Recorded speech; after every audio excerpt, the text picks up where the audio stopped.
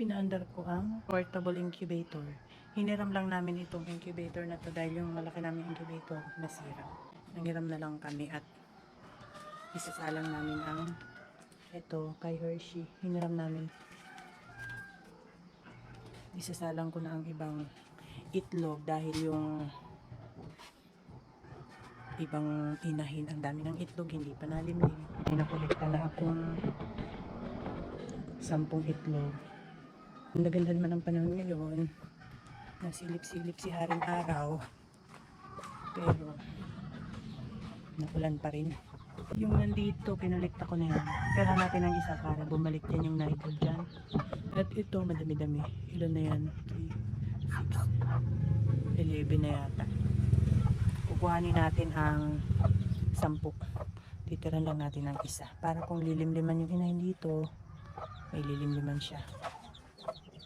Sobrang dami ng itlog dito. May 8 na yata akong nakuha dyan. 7 pala. Titira natin yung bagong itlog. Dahil pag hindi yan tinira ng itlog, hindi na dyan babalik ang itlog dyan. Ayan. Wala. Hindi ko mailabas ang lalagyan. Wait lang. Para hindi matapon ang itlog. Ayan. Oops. Yung nalimlim dito, 16 ang nililimliman yan. Dito merong 7 itlog. Basta isa lang ititira natin. Yan, yan na itira natin dyan. 16 lahat ito. Nasa natin ang itlog. Ito, nilagyan ko yan ng soy box. Nasa lang ko yun. Natin dito sa tubig. Kailangang malinis ang itlog na ilalagay sa incubator para maiwasan ang pagkabulok. After 1 week, sisilipin ko ang mga itlog. Pag may similya, iiwanan. Pag walang similya, tatanggalin.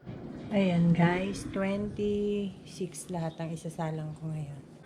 Ipinwesto ko ang mga itlog sa gilid ng ilaw. Sa magkabilang gilid ko sila pinwesto. At araw-araw ay mano-mano kong hahaluin yung mga itlog. Ayan guys, after 1 week ay sisilipin ko yan.